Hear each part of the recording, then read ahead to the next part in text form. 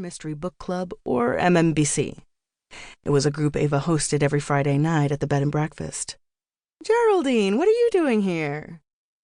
Dressed elegantly, if not a little eccentrically as usual, Geraldine wore a vibrant orange and gold kimono over a black shift dress. Her gold boat shoes and gold head wrap perfectly matched the accents of her black and gold purse. In her early 70s, she'd been in Key West most of her life, and though now widowed, she spent a great deal of time reading mysteries. She was the perfect addition to the MMBC, but also a good friend.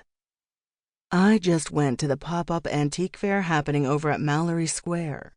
They're hosting it for the next few weeks, and it's a treasure trove of glorious things." "You didn't buy more furniture, did you?" Ava placed a few cornstalks against the porch support post and began to tie it up with thin wire. "I was tempted," Geraldine admitted, letting out a dramatic sigh. "But I heard your voice in my head saying, 'But where will you put it?'" Ava laughed. "Then I've done my job." "But—" The hesitation in Geraldine's voice drew Ava's attention from the cornstalks. "There is something I wanted to show you." "All right, just give me one moment here." She twisted off the wire and stood back to admire her handiwork.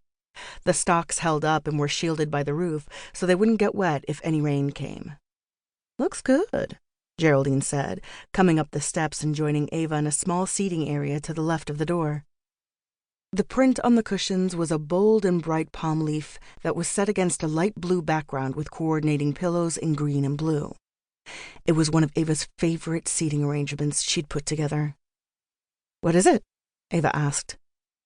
Geraldine hauled her oversized purse onto the coffee table and started rummaging through it. "I found something."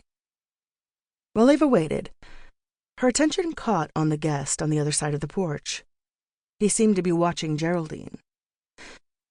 She searched her memory for the man's name. Mr. Anderson. Abe Anderson. She'd mentioned liking the alliteration, but he'd seemed the type of guest who wanted to keep to himself. While he'd said, rather begrudgingly, that he was here for a convention, he hadn't expanded on what it was about, so she'd stopped pressing. Still, she was certain he couldn't be interested in anything Geraldine had found at an antique swap meet. Perhaps he was just nosy. "What is it, Geraldine?"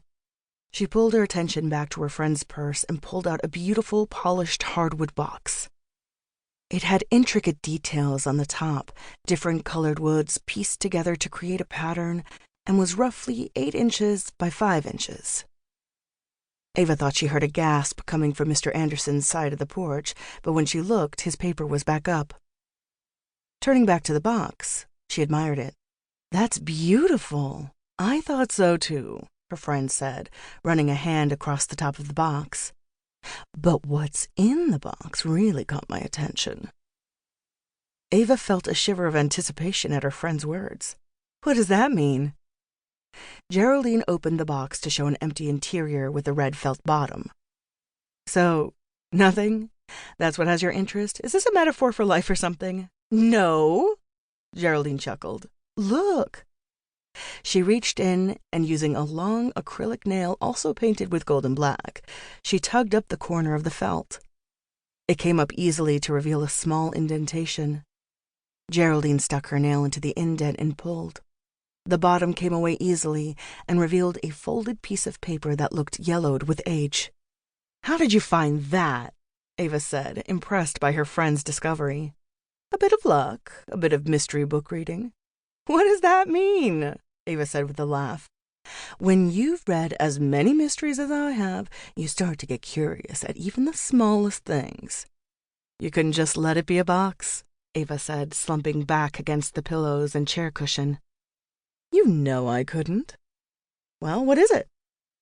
Ava couldn't help her own anticipation at the thought of finding an old piece of paper at the bottom of a secret compartment. "I'm not fully sure," she said, reaching into the box and pulling out the map. Geraldine glanced around, her focus stalling on Mr. Anderson. When Ava looked over, the man looked over at them again, but once caught, he quickly turned back to his paper. That was odd. Then again, she would have been as curious as he was, Ava surmised. Geraldine maneuvered her back to the man. "It doesn't make sense." She opened the paper, and Ava's eyes